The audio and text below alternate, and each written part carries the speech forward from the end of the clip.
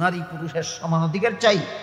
আগামীকাল থেকে যে সমস্ত ছেলেরা বিয়ে করবে এরা তাদের বউকে বলবে, তুই আমার বাপের বাড়ি বসবাস করবি 1 বছর, আর আমিও তোর বাপের বাড়ি বসবাস করব আরেক বছর, যেহেতু সমান অধিকার।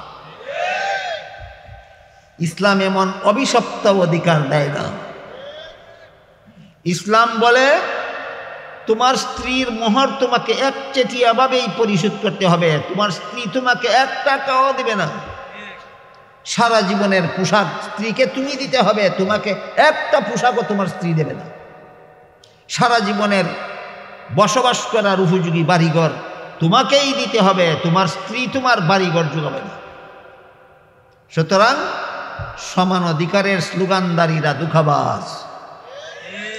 কোরআনেরও শত্রু, মহিলা নারীরও শত্রু। কোরআনেরও শত্রু, নারীরও শত্রু। পবিত্র কোরআনের সূরায়ে নিসা 114 সূরা আছে, হয়তো আপনারা অনেকে জানেন। কোরআনের 114 সূরার মধ্যে এক সূরার নাম আছে সূরায়ে নিসা। এই সূরায়ে নিসা এর 11 নম্বর আয়াতে আল্লাহ পাক রব্বুল আলামিন বলেন, ওয়ালিদ যাকারি মিসলু হাজ্জিল উনসায়াইন। এর অর্থ হলো পিতামাতা মারা গেলে পিতামাতার তেজ্য সম্পদে ছেলে পাবে 2 অংশ, মেয়ে পাবে 1 অংশ। কথাটা আজকে নতুন শুনলেন আপনারা, না আরো শুনেছেন? মা বাবা মারা গেলে মা বাবার সম্পদে ছেলে পায় 2 অংশ, মেয়ে পায় 1 অংশ। এখানে এসে আমাদের মুসলমান সমাজের মধ্যে কিছু শিক্ষিত লোক এমন পাওয়া যায় যারা বলে আমরা নারী পুরুষের সমান অধিকার চাই। আমার বাকি কথা শোনার আগে বলুন আপনারা, আমাদের সমাজে এমন কিছু মুসলমান আছে কিনা যারা বলে আমরা নারী পুরুষের সমান অধিকার চাই? এই তার কথাটা মেনে নিলে সূরা নিসার 11 নম্বর আয়াতের প্রতি বিশ্বাস থাকে, সূরা নিসার 11 নম্বর আয়াতের উপর ঈমান থাকলে তার কথাটা মেনে নেওয়া যায়। তাহলে সমান অধিকার এই যে একটা স্লোগান, এই স্লোগানটা কি আপনাদের ঈমান রক্ষার জন্য না আপনাদের ঈমান ধ্বংস করার জন্য? তাহলে পরিষ্কার বুঝে ফেললেন যে সমান অধিকারের স্লোগানটাই ঈমান বিধ্বংসী স্লোগান। তাই সমান অধিকার সম্পর্কে কিছু কথা আমাদের বোঝা দরকার। ইসলামে নারীদেরকে পুরুষের সমান অধিকার দেওয়া হয় না, হয়তো অগ্রাধিকার দেওয়া হয়েছে আর না হয় একচেটিয়া অধিকার দেওয়া হয়েছে। আমার কথা বুঝে থাকলে বলুন, কোরআনের বিধানে মেয়েদেরকে পুরুষের সমান অধিকার দেয় না অগ্রাধিকার দেয়, অথবা একচেটিয়া অধিকার? ইসলাম যেখানে মহিলাদেরকে পুরুষের উপর অগ্রাধিকার দেয় অথবা একচেটিয়া অধিকার দেয়, সেখানে তোমরা যারা যারা সমান অধিকারের স্লোগান দাও, তোমরা সমান অধিকার বলতে নিজেরাই কি গুড়ার ডিম বুঝো আর এই সমাজকে কি গুড়ার ডিম বুঝাতে চাও? তাই আপনাদের বোঝা দরকার, ইসলাম নারীদেরকে পুরুষের সমান অধিকার না দিয়ে অগ্রাধিকার কিভাবে দিল, একচেটিয়া অধিকার কিভাবে দিল? ইসলামের বিধানে কোনো বাবার ঘরে যদি একটা ছেলে জন্ম হয়, এই ছেলেকে লালন পালন করা বাবার দায়িত্ব হয়। কতদিন? ছেলেটা নাবালক থাকবে যতদিন। এই কথাটা মনে রাখুন। ইসলামের বিধানে ছেলেকে লালন পালন করার দায়িত্ব বাবার কতদিন? ছেলে নাবালক থাকবে যতদিন। ছেলে সাবালক হয়ে গেলে পরে তারে লালন পালনের কোনো দায়িত্ব বাবার নাই। কোনো বাবা যদি তার সাবালক ছেলেকে লালন পালন করে, সেটা হবে ছেলের প্রতি বাবার দয়া, এটা তার দায়িত্ব না। কিন্তু এই বাবার ঘরেই যদি একটা মেয়ে সন্তান জন্মগ্রহণ করে, তাহলে সাবালক নাবালক কোনো প্রশ্ন নাই। যতদিন পর্যন্ত মেয়ের বিয়ে না হবে ততদিন পর্যন্ত মেয়েকে লালন পালন করা বাবার দায়িত্ব। এবার বলুন, জীবনের শুরুতেই বাবার সম্পদে লালিত পালিত হওয়ার অধিকার ছেলে মেয়ের সমান না মেয়ের অগ্রাধিকার? ইসলাম যেখানে মেয়েকে ছেলের উপর অগ্রাধিকার দিল, এখানে তোমরা সমান অধিকার চাও যারা, তোমরা নিজেরাই সমান অধিকারের অর্থ কি গুড়ার ডিম বুঝো আর সমাজকেই কি গুড়ার ডিম বুঝাতে চাও? কোনো গুড়ার ডিম বুঝে না, আপনাদেরকে বেঈমান বানাতে চায়। কোনো গুড়ার ডিম বুঝে না, কোরআনের প্রতি আস্থা হারাইয়া আপনাদেরকে বেঈমান বানাতে চায়, বেঈমান বানাতে চায়। গেল অগ্রাধিকারের উদাহরণ। এখন শোনেন একচেটিয়া অধিকারের উদাহরণ। একটা ছেলে সাবালক হলে যেমন তার বিয়ের দরকার, একটা মেয়েও সাবালক হলে তার বিয়ের দরকার। বলুন তো, সাবালক হলে পরে ছেলে মেয়ের বিয়ে, উভয়ের বিয়ের দরকার না শুধু ছেলের বিয়ের দরকার? উভয়ের দরকারে একটা ছেলের সাথে একটা মেয়ের বিয়ে হবে। আর কোনো দিকে দৃষ্টি না দিয়া শুধু নিজের বিবেককে জিজ্ঞাসা করুন। ছেলের দরকারে মেয়েকে বিয়ে করলো, মেয়ের দরকারে ছেলেকে বিয়ে করলো। এই বিবাহ বন্ধনে আবদ্ধ হওয়ার বিনিময়ে যদি এক পক্ষ আর এক পক্ষকে টাকা পয়সা দিতে হয়, তাহলে ছেলেও মেয়েকে টাকা দিবে, মেয়েও ছেলেকে টাকা দিবে। কিন্তু ইসলাম বলে মেয়ে স্বামীকে 1 টাকাও দিবে না, স্বামী মেয়েকে মোহর দিতে হবে। এটার নাম ওই সমান অধিকার। আপনারাই বলেন যে কি অধিকার? এটা একচেটিয়া অধিকার। কাজেই আজকে যদি আপনারা মেনে নেন যে আমরা অবশ্যই ছেলে মেয়ের সমান অধিকার চাই, তাহলে আগামীকাল থেকে যে সমস্ত ছেলেরা বিয়ে করবে, বিয়ের অনুষ্ঠানেই তারা মেয়েকে বলবে, আমি যেহেতু তোমাকে মোহর দিলাম 1 লাখ টাকা, তুমিও আমাকে যৌতুক দিবা 1 লাখ টাকা, যেহেতু সমান অধিকার। যেহেতু কি মজার সমান অধিকার! বলুন, সমান অধিকারের দ্বারা নারীর অধিকার রক্ষা হয় না লঙ্ঘন হয়? ইসলাম এই জন্য নারীকে পুরুষের সমান অধিকার দেয় না, হয়তো এক অগ্রাধিকার দেয়, আর নয় একচেটিয়া অধিকার দেয়। শুধু মোহর দিয়েই শেষ নয়, ইসলামের বিধানে বিবাহ বন্ধনে আবদ্ধ হওয়ার পর থেকে জীবন ভর মেয়ের খুরাকি যোগাবে ছেলে। স্ত্রীর খুরাকি সংগ্রহ করে দিতে হবে স্বামীকে। সারা জীবনের পোশাক কে দিবে কাকে? স্বামী দিবে স্ত্রীকে। সারা জীবন বসবাস করার উপযোগী বাড়িঘর কে দিবে কাকে? স্বামী দিবে স্ত্রী। আজকে যদি আপনারা এই দুঃখাবাজদের স্লোগানটা মেনে নেন, হ্যাঁ ঠিক আমরা, এবার আসুন সূরা নিসার 11 নম্বর আয়াত। আজানটা শেষ হোক। আজানের সময় মাইকে কথা বললে কথারও ডিস্টার্ব হয়, আজানেরও ডিস্টার্ব হয়। আমরা এই আজান শেষ হওয়া পর্যন্ত একটু নীরব থাকি, এটা আল্লাহর এই দাওয়াতের প্রতি একটু শ্রদ্ধা হিসাবে, এটা মনে রাখুন। ইসলামের বিধানে ছেলের জীবনে খরচের খাত আছে। 1 নম্বর, সাবালক হওয়ার পর থেকে নিজের লালন পালনের দায়িত্ব নিজেরই। 2 নম্বর, বিয়ে করার পর থেকে বউ ফালার দায়িত্ব তারই। 3 নম্বর, সন্তানাদি জন্ম হওয়ার পর থেকে সন্তান লালন পালনের দায়িত্ব তার। আমার কথা বুঝে থাকলে বলুন, ছেলের জীবনে খরচের খাত কটা? 1 নম্বর, সাবালক হওয়ার পর থেকে নিজের লালন পালন। 2 নম্বর, বিয়ের পর থেকে বউয়ের লালন পালন। 3 নম্বর, সন্তানাদি জন্ম হওয়ার পর থেকে সন্তানাদি লালন পালন। খরচ আছে জীবনে 3টা, অংশ পাইছে 2টা। এই কথাটা মনে রাখুন। খরচ আছে 3টা, অংশ পাইছে 2টা। এবার আসুন মেয়ের জীবন। মেয়ের জীবনে খরচের কোনো খাত নাই। বিয়ের আগ পর্যন্ত লালন পালনের দায়িত্ব বাবার, বিয়ের পর থেকে মরণ পর্যন্ত লালন পালনের দায়িত্ব স্বামীর। খরচ নাই একটাও, অংশ পাইছে 1টা। এবার আপনারা হিসাব নিকাশ করে আমাকে বলুন, 3 খরচওয়ালা 2 অংশ পাইলে বেশি পাইল না, নাই খরচওয়ালা 1 অংশ পাইলেই যথেষ্ট বেশি পাইল? এখানে তো ইসলাম নারীকেই অগ্রাধিকার দিল।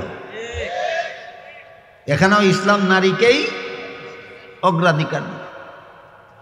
ইহুদি খ্রিস্টানের দালাল যারা সমান অধিকার বলে চেঁচামেচি করে মুখে ফেনা তুলে, এরা এত কথা বুঝে না, শুধু বুঝে 1 থেকে 2 বেশি। কি বুঝে? এই সমস্ত পণ্ডিতদের মাথার অবস্থা ওই গল্পের মূর্খের মতো। একটা মূর্খ লোক ছিল, লেখাপড়া জানে না, ছেলেকে স্কুলে লেখাপড়া করতে দিল। ছেলে অত্যন্ত মেধাবী ছিল। ছেলে স্কুলে 10 বছর লেখাপড়া করে এসএসসি পরীক্ষা দিয়ে পাশ করলো, ফার্স্ট ডিভিশন, ফার্স্ট বয় হয়। ফার্স্ট ডিভিশন, ফার্স্ট বয় বুঝে থাকতে বলুন তো রুল নম্বর কত? বাপ শিক্ষিত না মূর্খ? বাপে কিন্তু রুল নম্বর 1 হইলে পরীক্ষায় নম্বর বেশি পায়, না রুল নম্বর 10 হইলে পরীক্ষায় নম্বর বেশি পায়। এত কথা বুঝে না, শুধু বুঝে 1 থেকে 10 বেশি, শুধু বুঝে। ফল ঘোষণার পরে বাপে ছেলেরে জিজ্ঞাসা করে, পরীক্ষা যে দিয়েছিল পাস করতো? পাস করছি। কত নম্বরে? কয় 1 নম্বরে। কয় সর্বনাশ করছ? কয় কি সর্বনাশ করছ? কয় পাশের বাড়ির ছেলেটা তোর সাথে পরীক্ষা দিয়া সে তো 10 নম্বরে পাস করলো, তুই এত কম নম্বরে পাস করলি কেন? এই বুয়ারে যেমন বুঝে না 10 নম্বরে পাস করলে পরীক্ষায় নম্বর বেশি পায় না, 1 নম্বরে পাস করলে পরীক্ষায় নম্বর বেশি পায়, ঠিক তেমনিভাবে আমাদের সমাজের কিছু শিক্ষিত মুসলমান যারা প্রকৃতপক্ষে ইহুদি খ্রিস্টানের দালাল, এই দালালেরাও বুঝে না ছেলে 2 অংশ পাইলে বেশি পায় না 1 অংশ পাইলে বেশি পায়। সুতরাং এই বিষয়গুলি যদি এইভাবে খোলামেলা আলোচনা না হয়, আপনাদেরকে কিন্তু বেঈমান বানানোর দ্বার প্রান্তে নিয়ে পৌঁছে দেওয়া হয়েছে। কোরআনের প্রতি মনে সন্দেহ সৃষ্টি করার যত শয়তানি চক্রান্ত আছে, এর মধ্যে এইটা একটা শয়তানি চক্রান্ত। আলেমদের দায়িত্বই, সর্বযুগের আলেমদের দায়িত্ব আপনাদের ঈমান কিভাবে রক্ষা হয়, কিভাবে হেফাজত হয়, সেই ব্যবস্থা আপনাদেরকে বলে দেওয়া। তাই আমরা ঈমানে মুফাসসালের 3 নম্বর কথাটা আজকে একটু বিস্তারিত আলোচনার চেষ্টা করলাম। কোরআনের কোনো কথার প্রতি আমরা যদি সন্দিহান হয়ে পড়ি, তাহলে কিন্তু ঈমানে মুফাসসালে বিশ্বাস থাকে না। ঈমানে মুফাসসালে বিশ্বাস না থাকলে ঈমান থাকে না। ঈমান হেফাজতের স্বার্থে আমাকে বিশ্বাস করতে হবে কোরআনে আল্লাহ যত কথা বলেছেন সবগুলি চূড়ান্ত যুক্তিসম্মত, সবগুলি বিজ্ঞানসম্মত, সবগুলি সঠিক। আল্লাহর কথায় কোনো সন্দেহ নয়। এই গেল শতাব্দীতে ইউরোপের একজন সেরা স্বাস্থ্যবিজ্ঞানী ছিলেন, নাম ছিল তার doctor Maurice Bucaille. Doctor Maurice Bucaille ধর্মবিশ্বাসে খ্রিস্টান ছিলেন। ইসলাম ধর্মের প্রতি তার বিদ্বেষ ছিল, শত্রুতামি ছিল। ইসলাম ধর্মকে ভুল প্রমাণের জন্য তিনি অনেক কঠিন সাধনা করেছেন। এক সময় তার মাথায় জাগল যে মুসলমানদের ইসলাম ধর্মগ্রন্থ কোরআনে যদি ভুল প্রমাণ করা যায়, তাহলে সারা দুনিয়াতে প্রচার করে দেওয়া যাবে মুসলমানদের ধর্মটা ভুল। এই অসৎ উদ্দেশ্যে তিনি কোরআনে ভুল বের করার জন্য কোরআন শিখতে আসলেন। এসে দেখলেন আরবি ভাষায় পারদর্শিতা অর্জন করা ছাড়া কোরআন শিকার কোনো পথ নাই। কোরআন কোন ভাষায় নাজিল করেছেন আল্লাহ? আরবি ভাষায়। যে ভাষায় আল্লাহ কোরআন নাজিল করেছেন সেই ভাষাই যদি তুমি বুঝো না, তাহলে কোরআন বুঝবা কিভাবে? এটা তো সহজ ব্যাপার, এই কথাটা বোঝা তো সহজ ব্যাপার। এই জন্যই আমাদের সমাজে মাদ্রাসার ছাত্ররা একাধারে 10 বছর মাদ্রাসায় লেখাপড়া করে শুধু কোরআনের ভাষা শেখার। একাধারে 10 বছর মাদ্রাসায় লেখাপড়া করার পরে কোরআন বুঝার যোগ্যতা হয়। 11 বছর থেকে কোরআন বুঝা শুরু করে। কি বুঝলেন আপনারা? প্রথম শ্রেণী থেকে 10ম শ্রেণী পর্যন্ত কোরআনের প্রথম পারা থেকে 10ম পারা পর্যন্ত বুঝে ফেলে, না শুধু কোরআনের ভাষা শিখে? হ্যাঁ, 10 বছরে কোরআনের ভাষা শিখে। 11 বছর থেকে তাদের কোরআন শিখা শুরু হয়। আমার কথা বুঝে থাকলে বলুন, কোরআনের ভাষা না শিখলে কোরআন বোঝা সম্ভব? কোরআনের ভাষা না শিখলে কোরআন বোঝা সম্ভব না। ডক্টর মরিস বুকাইলি যখন এই সত্যটা উপলব্ধি করতে পারলেন, তখন তিনি সৌদি সরকারের সহযোগিতায় আগে আরবি ভাষা শেখা শুরু করলেন। আরবি ভাষায় পারদর্শিতা অর্জন করার পর এরপর তিনি কোরআন শেখা শুরু করেন। শুরু থেকে শেষ পর্যন্ত কোরআন শিকার পর তিনি কোরআনে কোনো ভুল খুঁজে বের করতে পারলেন। তখন তিনি অনুসন্ধান চালালেন রসুলের যুগের অথবা তার ছাত্রগণের যুগের কোরআন, হাতের লেখা কোরআনের কোনো এডিশন কোথাও আছে কি। অনুসন্ধান চালিয়ে জানতে পারলেন মিশর নাকি কোন দেশের জাদুঘরে হযরত উসমান রাদিয়াল্লাহু আনহুর হাতের লেখা কোরআন শরীফের পাণ্ডুলিপি বিদ্যমান আছে।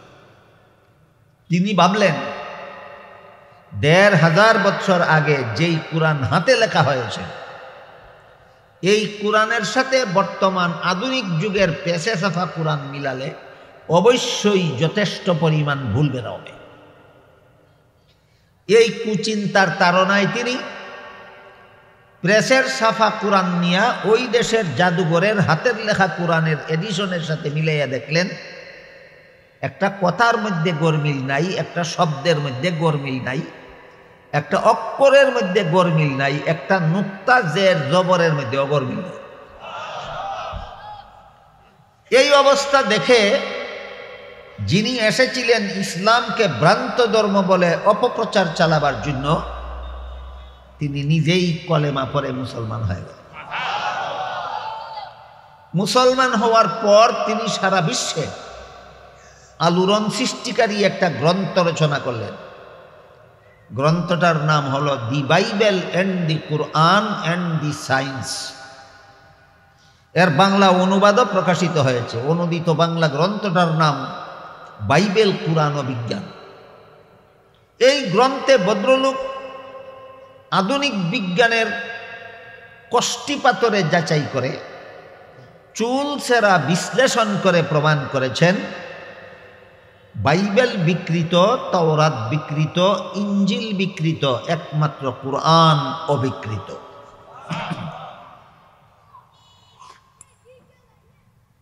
এছাড়া পবিত্র কুরআনের এক আয়াতে আল্লাহ বলেন ইন্না নাহনু নাযালনা যিকরা ওয়া ইন্না লাহু লাহাফিজুন।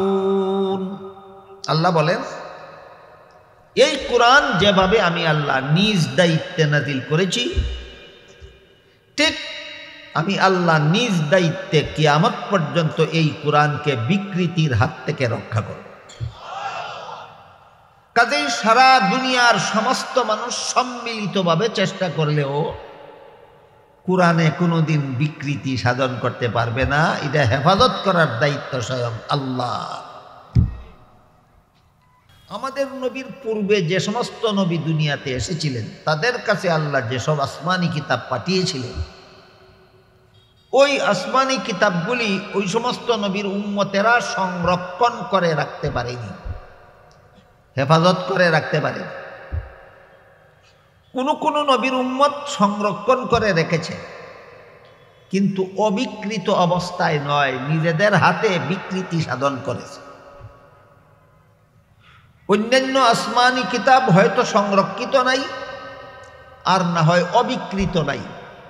যেমন মুসা আলাইহিস সালামের কাছে যে আল্লাহ তাওরাত কিতাব পাঠাইছিলেন আর ঈসা আলাইহিস সালামের কাছে ইনজিল কিতাব পাঠাইছিলেন।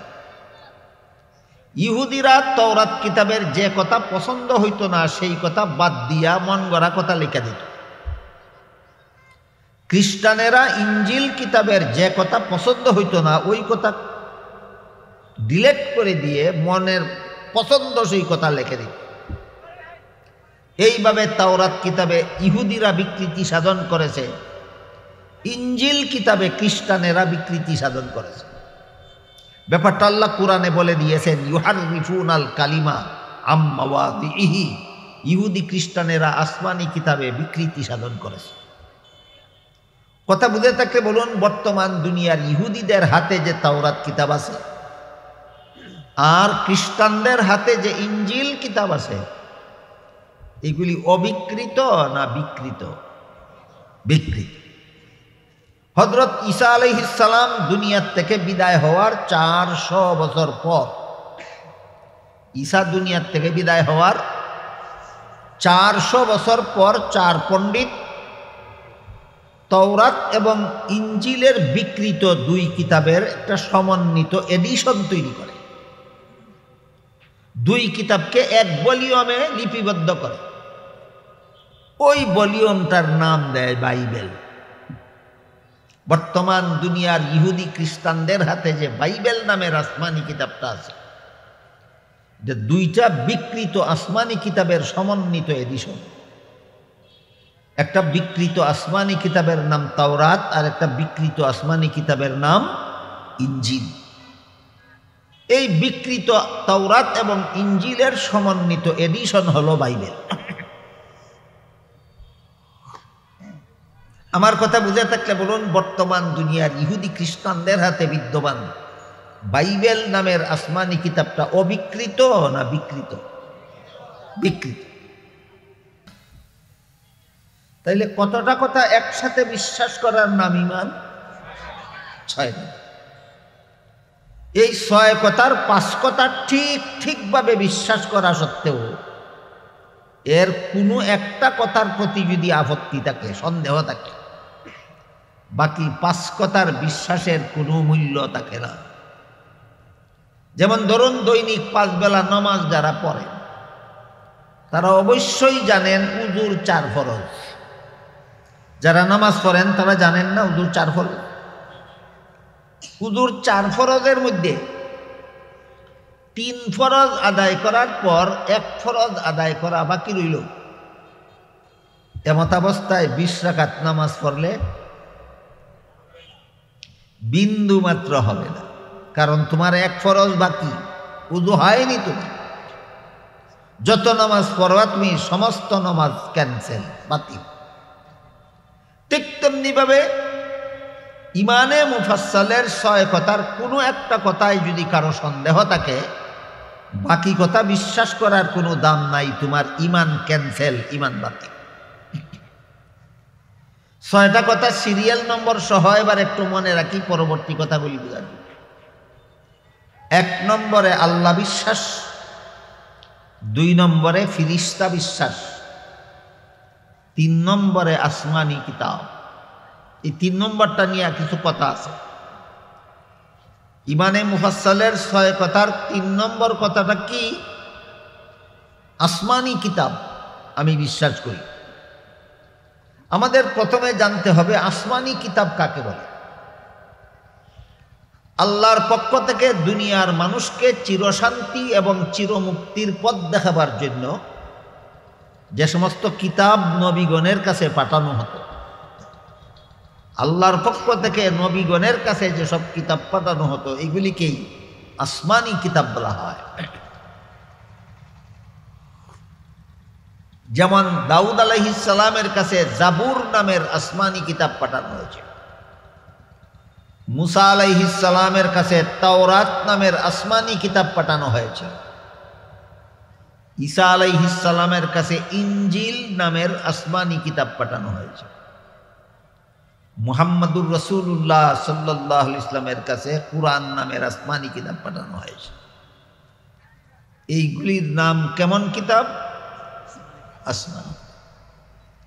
এইগুলি সম্পর্কে কিছু কথা সচরাচর আলোচনা না হওয়ায় আমাদের বর্তমান সমাজের অনেক মুসলমানদের মধ্যে কিছু অস্পষ্টতা আর কিছু ভুল বুঝাবুঝি আছে, সেটা দূর হওয়া দরকার। মুসা আলাইহিস সালাম আল্লাহর কাছে বলছিলেন, আল্লাহ আমি নবী হিসাবে আমাকে একটা স্পেশাল একটা জিকির শিক্ষা দিন। সাধারণ জিকির শিখতে চাইলেন না স্পেশাল জিকির? আল্লাহ মুসা আলাইহিস সালামকে বললেন, লা ইলাহা ইল্লাল্লাহর জিকির করুন। মুসা আলাইহিস সালাম বললেন, এটা তো স্পেশাল জিকির না, এটা তো সমস্ত উম্মতেরাই একই জিকির করে। আমি নবী হিসাবে একটু অসাধারণ জিকির চাইলাম। আল্লাহ বললেন, ও মুসা আলাইহিস সালাম, 7 আসমান 7 জমিন যদি এক পাল্লায় তোলা হয়, আর এই লা ইলাহা ইল্লাল্লাহ যদি আরেক পাল্লায় তোলা হয়, 7 আসমান 7 জমিনের পাল্লা হালকা হয়ে লা ইলাহা ইল্লাল্লাহর পাল্লা ভারী হবে। আমাদের বুঝার দরকার কারণ কি। কারণ হলো একজন যদি 7 আসমান 7 জমিনের মালিক হয়ে যায় কিন্তু লা ইলাহা ইল্লাল্লাহ বিশ্বাস করে না, বলুন সে কতদিনের জাহান্নামে যাবে? চিরকালের জন্য জাহান্নামে। আর একজন যদি 7টা পয়সারও মালিক হয় না কিন্তু লা ইলাহা ইল্লাল্লাহ বিশ্বাস করে, বলুন কতদিনের জন্য জান্নাতে যাবে?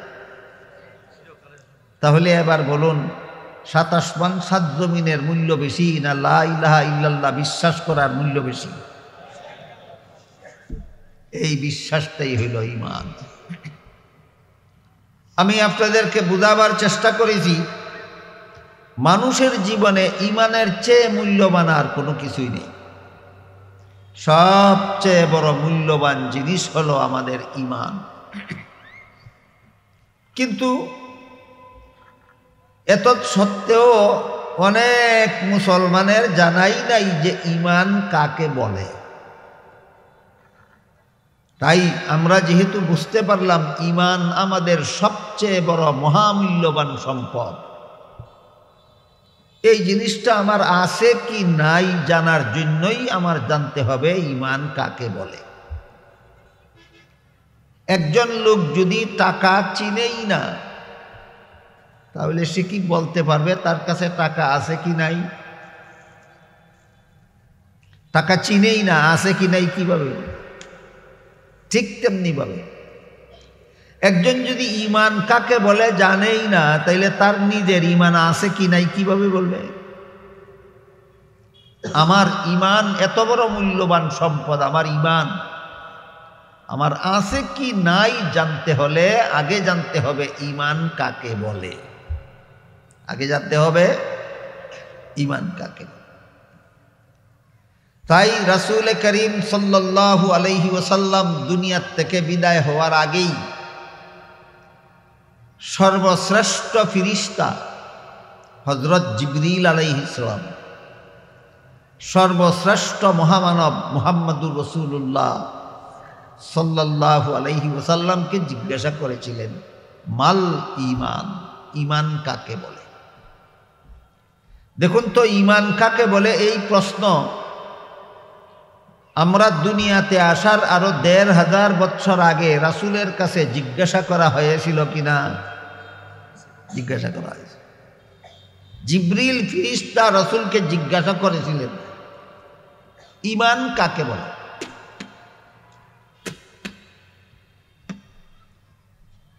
জবাবে রাসূল করিম সাল্লাল্লাহু আলাইহি ওয়াসাল্লাম বলেন ৬টা কথা বিশ্বাস করার নাম ঈমান।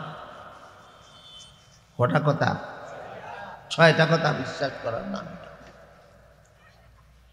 এই ৬ কথা কুরআনের বিভিন্ন আয়াতে বিক্ষিপ্তভাবে বর্ণিত হয়েছে, রাসূলের বিভিন্ন হাদিসে বিক্ষিপ্তভাবে বর্ণিত হয়েছে। তবে যে হাদিসে উল্লেখ আছে জিবরিল রাসূলকে জিজ্ঞাসা করেছিলেন ঈমান কাকে বলে, এই হাদিসে ৬ কথা একত্রিতভাবেই বর্ণিত হয়েছে। কিন্তু সব মুসলমান তো আর সরাসরি কুরআন হাদিস থেকে এই ৬ কথা খুঁজে বের করতে পারবে না। এই জন্য উলামায়ে কেরাম সর্বস্তরের মুসলমানদের সুবিধার জন্য কুরআন হাদিসের বর্ণিত সেই ৬ কথা একটা কলেমার মধ্যে উল্লেখ করে দিয়েছে। এখন আপনি ৩০ পারা কুরআন ঘাঁটতে হবে না, রাসূলের লক্ষ লক্ষ হাদিস ঘাঁটতে হবে না, ওই কলেমাটা বুঝে শুনে গ্রহণ করলেই আপনি ঈমানদার হয়ে যাবেন। এই কলেমাটার নাম হলো ঈমানে মুফাসসাল। আমানতু বিল্লাহি ওয়া মালাইকাতিহি ওয়া কুতুবিহি ওয়া রুসুলিহি ওয়াল ইয়াউমিল আখিরি ওয়াল কদরি খাইরিহি ওয়া শাররিহি মিনাল্লাহি তাআলা ওয়াল বাসি বাদাল মাউত। আমার তো মনে হয় আপনারা অনেকেই জানেন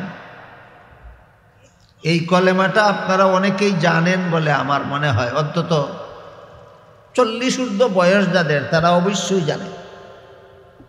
কারণ আজ থেকে 30-40 বছর আগে আমাদের সমাজের গ্রামে গ্রামে পাড়ায় পাড়ায় মহল্লায় মহল্লায় সকালবেলার মক্তব চালু ছিল। ওই মক্তবে সমস্ত মুসলমান ছেলেমেয়েরা ফজরের পর থেকে সকাল 7টা 8টা 9টা পর্যন্ত লেখাপড়া করে।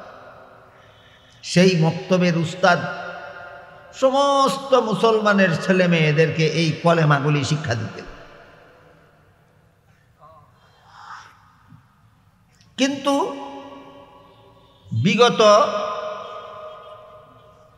20-25 বৎসর যাবৎ মুসলমানের ছেলে মেয়েরা যেন সকালবেলার মক্তবে গিয়ে এই কলেমা কালাম ইমান আকিদা শিখতে না পারে, এজন্য আধুনিক স্টাইলের কিছু কিন্ডারগার্টেনের আবিষ্কার করা হয়েছে। এই কিন্ডারগার্টেনগুলির লেখাপড়ার সময় নির্ধারণ করা হয়েছে ভোরবেলা। আধুনিক পদ্ধতিতে কিন্ডারগার্টেনের শিক্ষা দেওয়ার জন্য মুসলমানেরা এখন নিজেদের ছেলে মেয়েদেরকে আর ইমান শিখার জন্য মক্তবে দেওয়ার সুযোগ না। এখন ইমান যে বয়সে যে সময়ে শিখার কথা ছিল ওই বয়সে ওই সময়ে এখন ক খ গ গ শিখতে হয়, ABCD শিখতে হয়। অত্যন্ত কৌশলে মুসলমানের সন্তানদেরকে ইমানের শিক্ষার থেকে বঞ্চিত করা হচ্ছে। এজন্য বলছি 40 ঊর্ধ্ব বয়স যাদের, তারা অবশ্যই তাদের জানা থাকার কথা ইমানে মুওয়াক্কাল। যাদের বয়স 10 বৎসর 15 বৎসর 20 বৎসর তারা হয়তো নাও জানতে পারে, কারণ তাদের জীবনে সকালবেলার মক্তবের কোনো বাধ্যতামূলক ব্যবস্থা আর নাই। আমার কথাগুলি বুঝে থাকলে বলুন, যখন এই সমাজে প্রতিটি গ্রামে গ্রামে পাড়ায় পাড়ায় মহল্লায় মহল্লায় সকালবেলার মক্তব চালু ছিল, প্রাইমারি স্কুলের টাইম শুরু হওয়ার আগেই মক্তব ছুটি হয়ে যেত। তাহলে কি মক্তবের পড়ার কারণে প্রাইমারি স্কুলের পড়ায় কোনো ব্যাঘাত হইত? মুঠেও ব্যাঘাত। প্রাইমারি স্কুলে পড়ো, পাস করে হাই স্কুলে পড়ো, কলেজে পড়ো, ভার্সিটিতে পড়ো, জ্ঞান বিজ্ঞান দুনিয়াতে যা আছে শিখো, আগে ইমানদার হও, আগে ইমানদার। এই ব্যবস্থাটা আর নাই। আগে ইমানদার হয়ে এখন প্রাইমারি স্কুলে ভর্তি হবে, সেই সুযোগ আর নাই। সমাজ ব্যবস্থাটা ইমান সংরক্ষক না ইমানের জন্য ধ্বংসাত্মক? আমাদের বর্তমান সমাজ ব্যবস্থাটা ইমানের জন্য সংরক্ষক না ধ্বংসাত্মক? আমাদের বর্তমান সমাজ ব্যবস্থাটা ইমানের জন্য ধ্বংসাত্মক। কাজেই এখনকার নবীন প্রজন্ম যারা, নূতন ছেলে পেলে যারা, যাদের বয়স 10 বছর 15 বছর 20 বছর, এরা ইমানে মুফাসসল জানে, অর্থ বুঝে এমন গ্যারান্টি নেই। কারণ এরা মক্তবে লেখাপড়া করেনি। এরা 4 বছর 5 বছর বয়সের থেকে এরা কিন্ডারগার্টেনে পড়ে, যেখানে ইমান শিক্ষা দেওয়ার কোনো ব্যবস্থা নাই।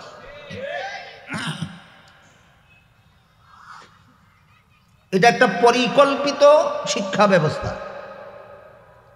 সুপরিকল্পিত শিক্ষা ব্যবস্থা মুসলমানের ভবিষ্যৎ প্রজন্মকে বেঈমান বানাবার জন্য, মুসলমানের ভবিষ্যৎ প্রজন্মকে বেঈমান বানাবার জন্য একটা সুপরিকল্পিত শিক্ষা ব্যবস্থা। কাজেই আমি বলছি 40 ঊর্ধ্ব বয়স যাদের, আমার আশা আপনারা এই ইমানে মুফাসসাল জানেন। আমানতু বিল্লাহি ওয়া মালাইকাতিহি ওয়া কুতুবিহি ওয়া রুসুলিহি ওয়াল ইয়াউমিল আখিরি ওয়াল কদরি খাইরিহি ওয়া শাররিহি মিনাল্লাহি তাআলা ওয়াল বাসি বাদাল মাউত। এর অর্থ হলো আমি আল্লাহকে বিশ্বাস করলাম, আমি আল্লাহর ফিরিস্তাগণ বিশ্বাস করলাম, আমি আল্লাহর নাজিলকৃত আসমানি কিতাবগুলি বিশ্বাস করলাম, আমি আল্লাহর প্রেরিত নবী রাসূলগণকে বিশ্বাস করলাম, আমি আল্লাহর নির্ধারিত তকদির বা ভাগ্য তালিকা বিশ্বাস করলাম, আর মরণের পর আবার জীবিত হতে হবে বিশ্বাস করেন আপনারা। এবং সেই জীবনটা হবে পরকালীন চিরস্থায়ী জীবন। এই পরকালের চিরস্থায়ী জীবনে আমি বিশ্বাস স্থাপন করলাম। কটা কথা হইল এই, আল্লাহ বিশ্বাস, ফিরিস্তা বিশ্বাস, আসমানি কিতাব তথা কুরআন বিশ্বাস, নবী রসুল বিশ্বাস, তকদির বিশ্বাস, পরকাল বিশ্বাস।